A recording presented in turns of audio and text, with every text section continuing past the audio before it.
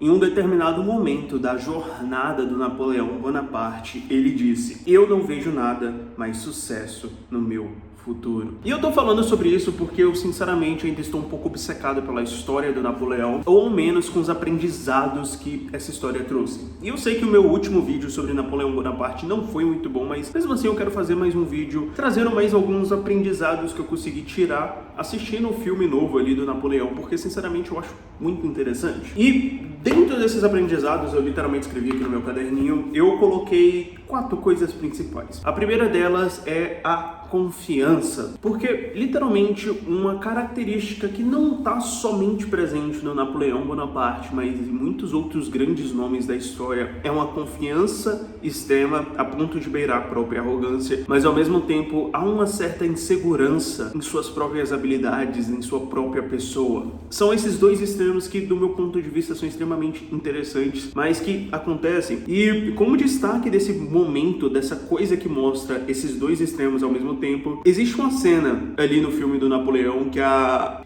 Josephine, que foi a primeira imperatriz ali, né, da história e tudo mais, ela trai o Napoleão, ele volta, ele abandona o campo de batalha por conta disso, ele era muito apaixonado por ela, ele estava muito puto a ponto de colocar todas as coisas delas na chuva e etc. Depois eles voltam para dentro da casa, da mansão deles lá, eles começam a conversar e tudo mais, e existe um momento em que o Napoleão Bonaparte fala para ela reconhecer a sua grandeza. Literalmente, ele manda ela falar sobre o quão grande ele é e etc. Ele é confiante ao ponto de querer conquistar toda a Europa, ou praticamente todo o mundo. Ele acha que tem essa capacidade.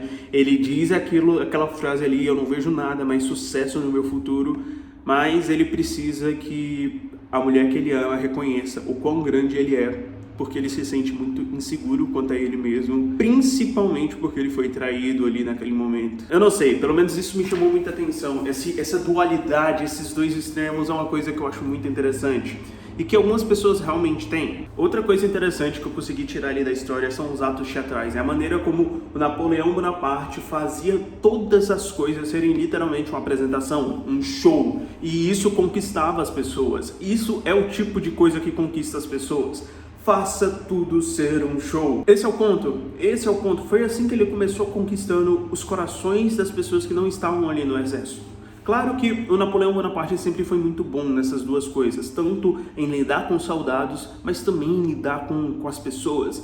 E pode não parecer, mas isso é extremamente difícil, porque são situações, ambientes, perspectivas diferentes. A maneira como você lida, a maneira como você trabalha a moral do exército é completamente oposta à maneira como você trabalha a moral da sociedade.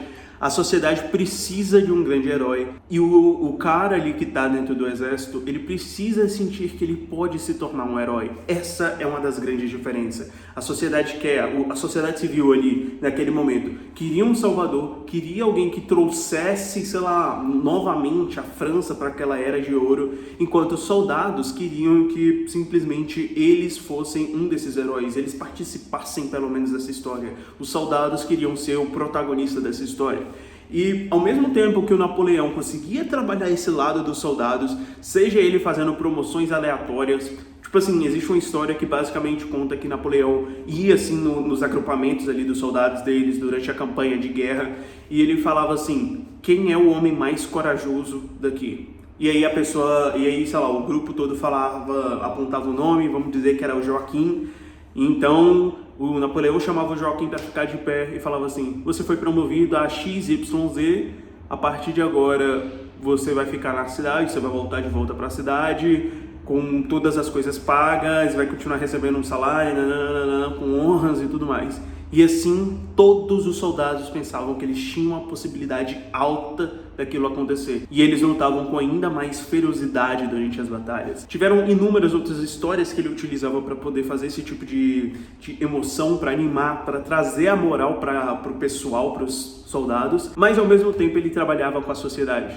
Ele fazia essas apresentações teatrais no sentido de, tipo assim, cada vez que ele aparecia tinha um significado, tinha alguma coisa, e isso é extremamente interessante. E um outro ponto que me chamou muita atenção é que o Napoleão Bonaparte, ele é essa pessoa de dois extremos. E literalmente a outra situação que mostra isso é justamente a questão do luxo versus o não luxo. Em outras palavras, ao mesmo tempo que esse era o imperador de toda a França, tinha um palácio gigantesco para ele morar com a imperatriz e tudo mais, ele estava no campo de batalha dormindo num resto de cama, numa tenda toda fodida, tudo acabado ali, e foda-se. Ele lidava tanto bem com os momentos de luxo quanto bem com os momentos de podridão, de literalmente você não ter nada, porque ele simplesmente queria fazer o que precisava ser feito. E isso é uma outra coisa que me chama muita atenção, porque tem muitas pessoas que trazem a desculpa, seja a desculpa de não ter a coisa ali, um luxo para poder executar uma coisa, seja a desculpa de,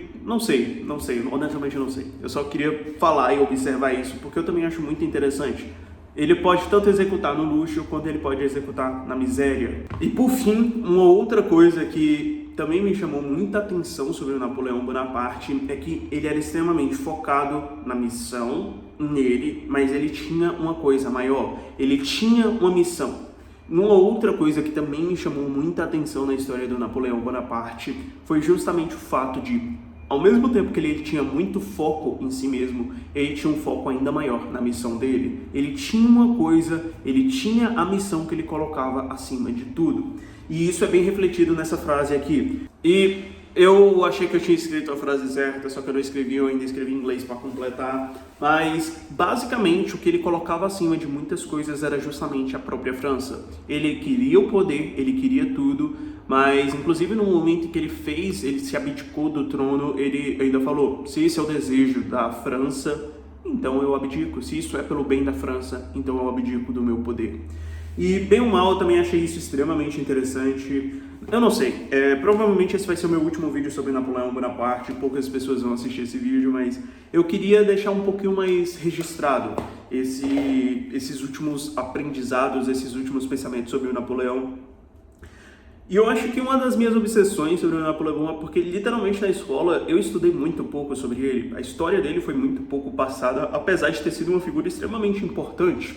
Eu acredito que, literalmente, o Napoleão é um dos grandes que eu acho que cada um de nós deveria dar uma olhada. Deveria ter esse momento de obsessão para realmente pensar e refletir um pouco sobre a história dele, sobre os métodos dele, e até mesmo tentar entender um pouco mais do porquê que as pessoas chamaram ele de gênio, ou porquê que tantas pessoas tinham medo dele, porque, cara,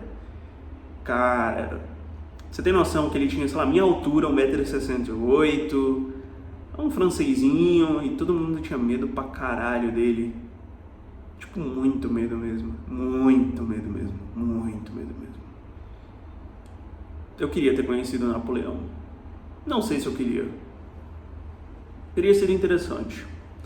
Eu só sei que, bem, enfim, esse foi o vídeo. Desculpa pelo... Não sei essa palavra. Putz, eu tô muito esquecido em termos de palavras em português hoje. É isso. Goodbye.